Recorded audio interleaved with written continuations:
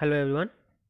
Previously हम discuss किए conductor, insulator, poor conductor, good conductor and how is conductor conduct electricity. And also हम discuss किए थे that some liquid also conducts electricity. So I request you to please visit the part 1 before proceeding. Okay, आगे देखने से पहले part 1 को देख लो, clear idea मिल जाएगा तुम लोगों को। ठीक है।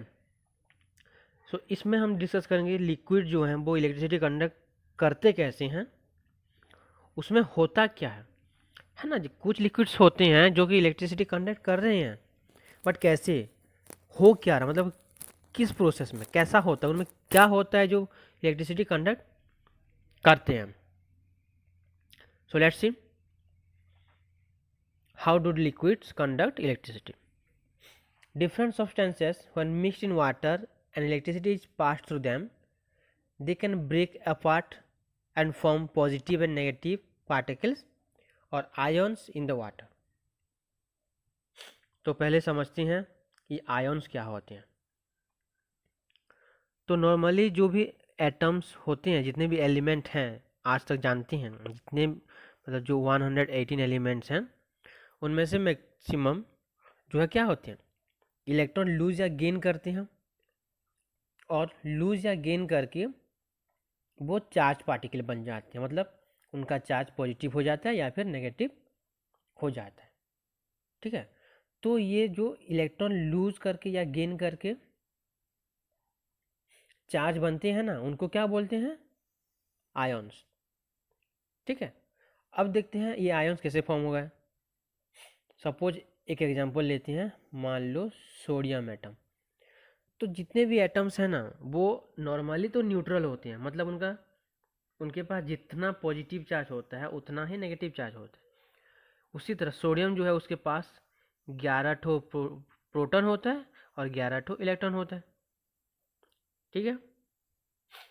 अब इसके कंपाउंड को, मतलब सोडियम का जो कंपाउंड है उसको वाटर में डिजॉल्व कर दो, तो ये क्या करता है देखो, एक इलेक्ट्रॉन उससे निकल जाता है, मतलब सोडियम एटम जो है एक इलेक्ट्रॉन को लूज करता है। अब क्या होगा, यहाँ पे इसके पास 11 प्रोटॉन 11 इलेक्ट्रॉन थे। अब एक इलेक्ट्रॉन तो वो लूज कर दिया ना, तो उसके पास अब क्या है, 11 प्रोटॉन है लेकिन इलेक्ट्रॉन 10 टू है।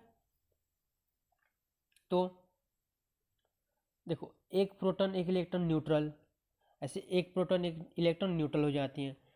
इसके पास प्रोटॉन एक एक्स्ट्रा है तो उसका चार्ज क्या होगा, प्लस होगा, Na प्लस हो गया, तो ये हो गया एक आयन। ठीक है, चार्ज पार्टिकल न्यूट्रल से चार्ज हो गया तो ये हो गया एक आयन। और इस टाइप के आयन को क्या बोलते हैं, मतलब जिसका चार्ज पॉजिटिव है ना उसको बोलते हैं कैटायन। याद रखो बच्चों, क्या बोलते हैं, कैटायन। नाउ एक और देखते हैं, एक तो हो गया एक पॉजिटिव चार्ज वाला, और नेगेटिव चार्ज कहाँ होता होगा। देखो,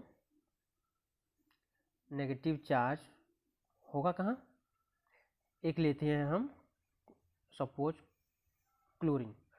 क्लोरीन के पास 17 ठो प्रोटॉन होता है, 17 ठो इलेक्ट्रॉन होता है। अब ये क्या करता है, एक इलेक्ट्रॉन रिसीव करता है, गेन करता है 1 इलेक्ट्रॉन। ओके। तो मतलब जो हम देखो NaCl एक कंपाउंड है, जानते हो, सॉल्ट को है वो। तो अगर सॉल्ट को हम पानी में मिक्स किए तो ये प्रोसेस हो रहा है। सोडियम के पास जो एक इलेक्ट्रॉन था वो दे दिया किसको, क्लोरीन को। मतलब जो इलेक्ट्रॉन ना सोडियम लूज किया था उसी इलेक्ट्रॉन को क्लोरीन गेन करता है। अब इसके पास हो जाएंगे क्या, 17 ठो प्रोटॉन और 18 ठो इलेक्ट्रॉन। अब जैसे कि तुम्हें बोले थे, एक प्रोटॉन एक इलेक्ट्रॉन न्यूट्रलाइज होते हैं, इसके पास एक इलेक्ट्रॉन एक्स्ट्रा बच गया। इलेक्ट्रॉन का चार्ज क्या है बताए तुम लोगों को, नेगेटिव, तो ये हो जाएगा Cl-, तो ये बन गया एक नेगेटिव चार्ज, और नेगेटिव चार्ज पार्टिकल को हम बोलते हैं एनायन। तो बच्चों यहाँ पे ये ध्यान दो, जो इलेक्ट्रॉन लूज करता है वो पॉजिटिव चार्ज फॉर्म करता है और उसको बोलते हैं कैटायन, और जो इलेक्ट्रॉन गेन करता है उसका चार्ज नेगेटिव होता है उसको बोलते हैं एनायन। ये चीज़ को याद रखो। Now these ions can pass the electric current through them, और इसी जो जैसे कि यहाँ पे हमारा दो आयन फॉर्म हुए, कौन कौन,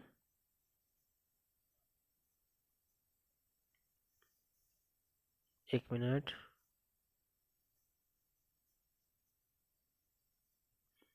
एक हुआ Na+ और एक Cl-।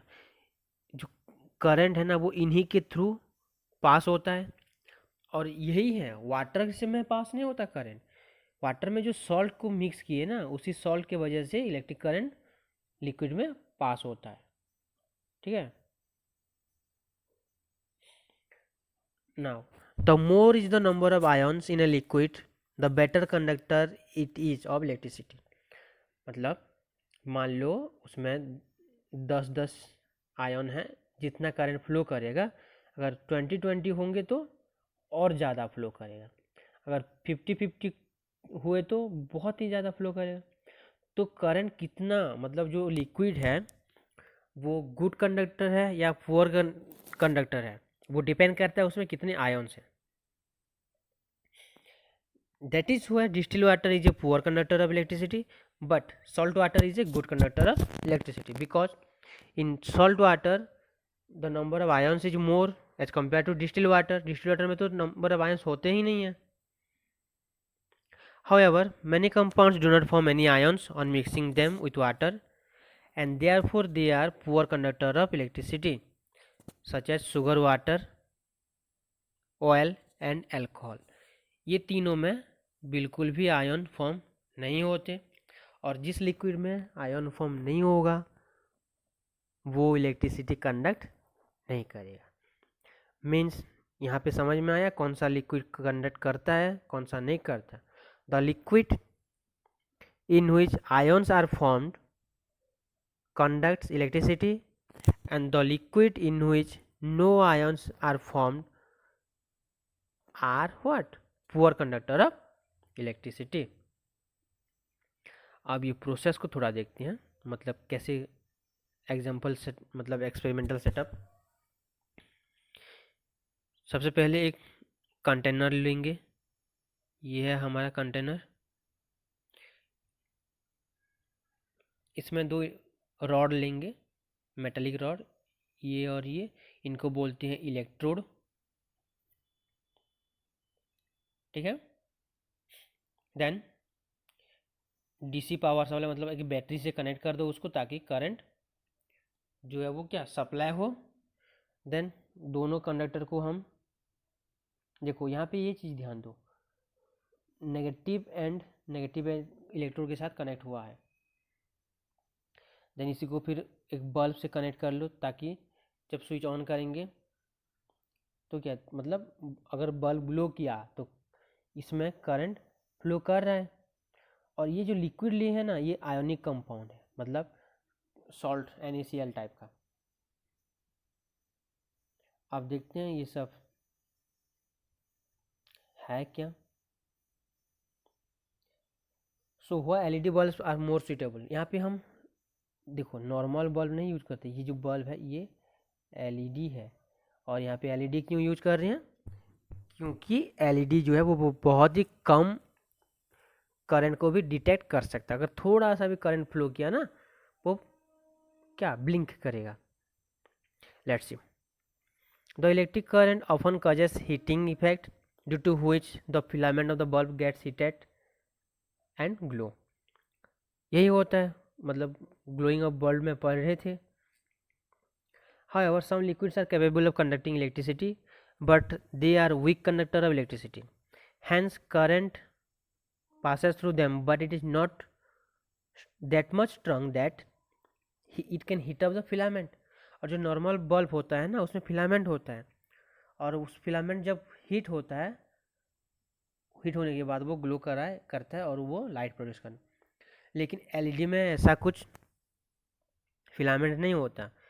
अगर थोड़ा सा भी करंट आए तो वो इजीली ब्लिंक करता है, जलता है। तो हम उसको मतलब करंट को डिटेक्ट करने के लिए आसानी होता है।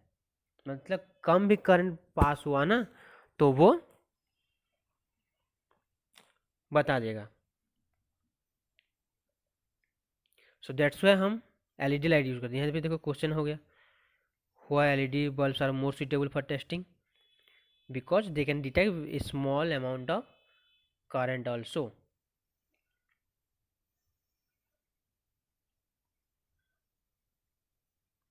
नाउ ये तो हो गया, मतलब इस लिक्विड में, ये सेटअप में लिक्विड बदलते जाओ। जो लिक्विड में बल्ब ग्लो करेगा वो गुड कंडक्टर है, जिसमें नहीं किया वो बैड कंडक्टर है। Then come to electrolysis.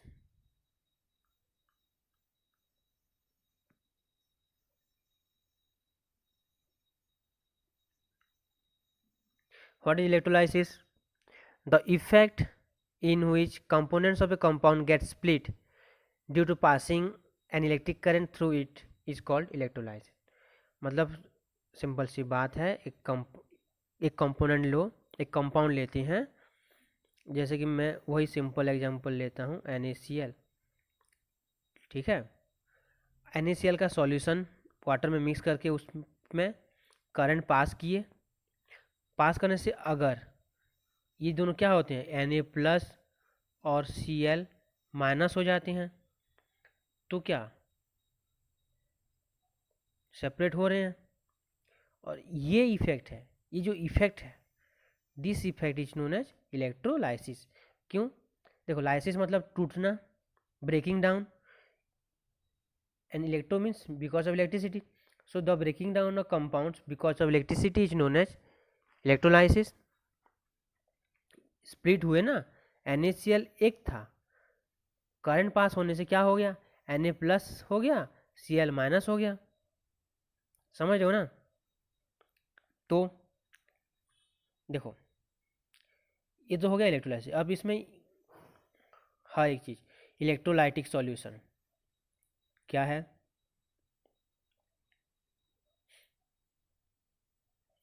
देखो, फर्स्ट कम टू इलेक्ट्रोड। देखो, ये है बैटरी।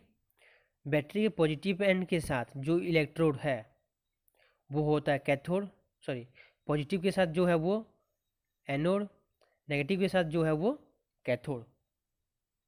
ये चीज़ याद रखो। और देखना, पॉजिटिव एनोड के पास ना एनायन आता है, एनोड के पास कौन आता है, एनोड। कैथोड के, सॉरी एक मिस्टेक, यह एनोड के पास आएगा एनायन, कैथोड के पास आएगा कैटायन, है ना। ये चीज़ है, एनोड एनायन, कैथोड कैटायन। और एनायन का चार्ज नेगेटिव होता है, कैटायन का पॉजिटिव होता है। ये सारी चीज़ें ध्यान देना, ठीक है। So an electrode is a conductor of electricity that carry electric current into non metals and other poor conductor of electricity. So इसी इलेक्ट्रोड के वजह से करंट जो है वो आता है कहाँ पे, लिक्विड के थ्रू। मतलब ये हेल्प करता है करंट फ्लो करने में। तो इलेक्ट्रोलाइसिस प्रोसेस में दो इलेक्ट्रोड होती हैं, एक एनोड और एक कैथोड। ये चीज़ को ध्यान रखो बच्चों, बहुत कन्फ्यूजन क्रिएट होता है। Then what is electrolyte? यहाँ पे देखो इलेक्ट्रोलाइट सॉल्यूशन लिखे हैं, a solution that breaks into its ions on passing electric current through it. अगर एक सॉल्यूशन के में इलेक्ट्रिक करंट पास करे, तो जैसे कि हमारा NaCl सॉल्यूशन, मतलब क्या, सॉल्ट सॉल्यूशन जो है वो एक इलेक्ट्रोलाइट है। तो ऐसे जितने भी कंपाउंड्स का सॉल्यूशन है, ओके, ऐसे जितने भी कंपाउंड हैं जिनके सॉल्यूशन में अगर हम करंट पास करें तो वो ब्रेक कर जाएं, उसको बोलते हैं इलेक्ट्रोलाइट और electrolytic solution. Electrolytes are use in the process of electroplating, जैसे कि गोल्ड प्लेटिंग जानते हो, है ना, गोल्ड प्लेटिंग मतलब सोने का क्या चादर चढ़ाना, मतलब वो एक लेयर चढ़ा देते हैं, नकली गोल्ड होता है ना वो। What are an anode? The positively charge electrode called anode and the negatively charge electrode cathode. देखो जो नेगेटिवली चार्ज है वो कैथोड है, और कैथोड अट्रैक्ट करता है पॉजिटिव चार्ज को। पॉजिटिव किसके पास आएगा? जो नेगेटिव है उसके पास आएगा ना, समझो कि नहीं? चार्ज में हम पढ़े थे positive positive repulsion, negative positive attraction, positive negative attraction, negative negative repulsion. तो एक नेगेटिव पॉजिटिव के पास आएगा, एक पॉजिटिव नेगेटिव के पास आएगा, यही होता है। तो जो नेगेटिवली चार्ज इलेक्ट्रोड है उसको कैथोड बोलते हैं, वो अट्रैक्ट करता है पॉजिटिव चार्ज को।